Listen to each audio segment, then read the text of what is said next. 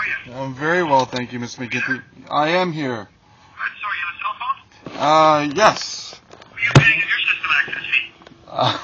I think I paid around $30. Yeah, that's a lot of money. Listen, thank you very much for your support on this. I really, really appreciate the fact you're driving traffic there to our petition. I think it's going to, I hope this thing goes relatively viral, and I hope we can get as many people signed up. I just think that this is an idea whose time has come, and I can tell you that the cell phone companies are very nervous. From when I first read it, I was reading through the actual bill itself, because there is a link on your website, which I will post as well. Okay. So it seems like you have a great undertaking that you're very passionate about. So I wonder if you can just give us a little bit more clarification on the bill C-555, or otherwise known as the Telecommunication Clarity and Fairness Act. Yeah, I call it the Get Connected Fairly Act. Okay. That's what I call it, and it's simple. I don't think we're getting good value for money. I don't think that we are being treated in a transparent way by the cell phone companies and the internet providers. I think that there's massive confusion in the world of wireless contracting. Mm-hmm. And I've been a victim of it myself. I've heard hundreds of stories of people who are struggling to deal with these bills and these prices, and the more I dig into it now, the more upset I become. I think this has become, I believe the cell phone has become almost as indispensable, a necessary service. Yeah, definitely. Almost as indispensable as the internet has to not just our way of life, but to our competitive position. Right, exactly. There are 2.3 million small companies, small, medium-sized companies in this country. They are by far the backbone. If we look at the skeleton of the human body, SMEs are 90% of your skeleton in this Canadian economy. They create the vast majority, the lion's share of jobs, most of the new wealth, an awful lot of startups, new technologies, new processes, and cell phones. The CFIB tell me, Canadian Federation of Independent Business, are now the lifeblood. Yep, definitely. Why are we paying 56 to 60% more for the exact same plan in Canada as they are in the United States? Yep. Mm-hmm. Now, I'm not against profit. I'm not against competition. On the contrary, I have no problem with cell phone companies and telcos increasingly bundling their packages and being very profitable. In 2006, $4 billion of net profit that year. Wow. And increasing since then. And you know what? No problem. No problem. Where I have a problem, though, is when roughly 2.5 million SMEs are paying 50 to 60% more than the U.S. counterparts, but competing in the same marketplace.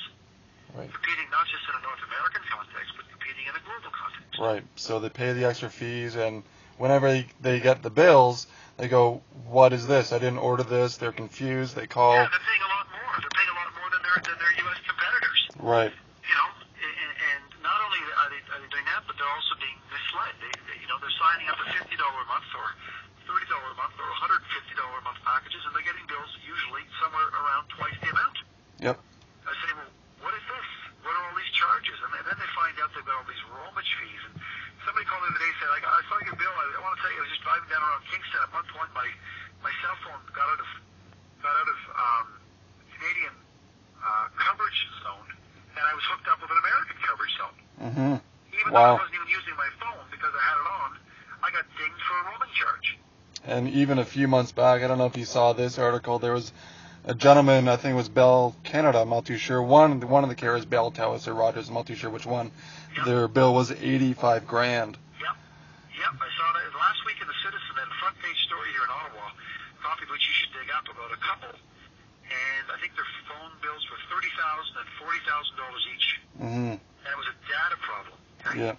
We had this guy in Calgary, I think he was a water inspector, Peter somebody, and I read about his story, and in that case, I think he had a $26,000 bill for a so-called unlimited data package. Mm-hmm. And there in the fine print was, no, actually there's a lot of exceptions to this, and so you owe $60,000. Bell finally agreed to lower the cost to its best rate for this guy's use. That's $3,200 a month. Wow. In the U.S., Sprint's Nextel's unlimited data plan, which doesn't have the exceptions, is $70 a month. Yeah. Okay? So we have all kinds of problems. Rogers' so-called unlimited plan, launched in February 2008, it prohibits the use of popular websites that aren't approved by Rogers, such as Google Maps and Skype. Right? It doesn't include email charges. Yep. It's also part of their plan to clamp down on unlocked cell phones. It doesn't apply for owners of devices not sold by Rogers. So I have a problem with companies locking their cell phones. You know, you do a 3-year contract, you say, I don't like the contract, I want out, here's the penalty fee. I want another carrier, you walk through the carrier, and they go, sorry, you can't use the phone, and it's locked. Yep. What's that all about? Yep. Do we do that with our PCs? Our laptops? Do we do that with our electrical or natural gas systems? So why do you think the system is set up this way? Because they can get away with it. Okay, and how? Because I think that there's competition, and then there's what I call basically consumer abuse. And I've come to the conclusion that there's a lot of abuse going on out there, and I think they're preying on confusion.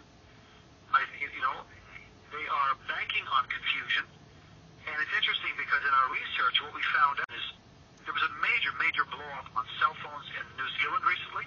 2006, I'm not sure if you're aware of that. No.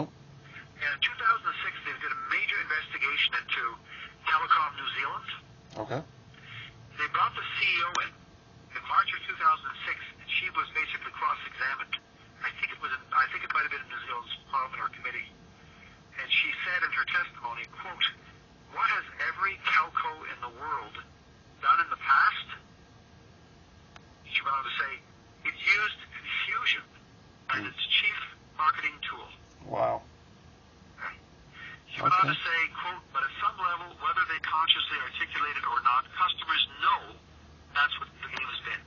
They know we're not being straight up. 2 months later, she was fired. No, wow. They broke the company down into 3 parts, and they brought in heavy regs to get on top of the telco business in New Zealand. And is this something that you hope that this bill will do as well? I'm not saying that we should heavily regulate. I'm saying that we should improve the way in which services are being offered.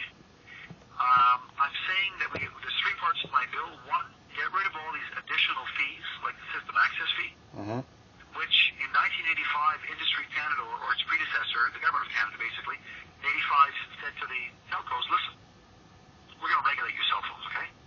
And you're going to collect a fee called the system access fee, and you're going to remit it to us. In 1987, less than 2 years later, the feds told the telcos, it's okay. You no longer have to collect these fees for us. Wow, so 20 years later. 21 years later, they never stopped. You're talking billions and billions of dollars. So do you hope that this bill will recoup some of that and get it back to the wireless? I thought about that. At one point, I actually thought about in the bill of asking these companies to reimburse contract owners, but that would have complicated it to a point where it might not have been accepted as a private member's bill. Because private members' bills can't compel the spending of money. But so I let that idea slip, and I thought, okay, let's just go forward and be positive, okay? Because I believe in profits, I believe in competition, I believe in Canadian R&D and know-how, and we are the country of RIN. Yeah. And we want more RINs. Yeah, very true. So this is not about slamming or shutting down telcos or regulating prices. I call this the Get Connected Fairly Act. So you just want it to be clarified in a simple manner where people know what they're getting, what they purchased, and at the end of the month, they're just keep doing. Shocked. They're not having to run for a defibrillator. Okay? Which a lot of people are. Yeah. I want the system access fees banned. I want these 911 charges banned. I want overage data and roaming surcharges banned. And I want people to know exactly what they're buying. That's why I'm asking every company on their website, in their retail stores, to provide for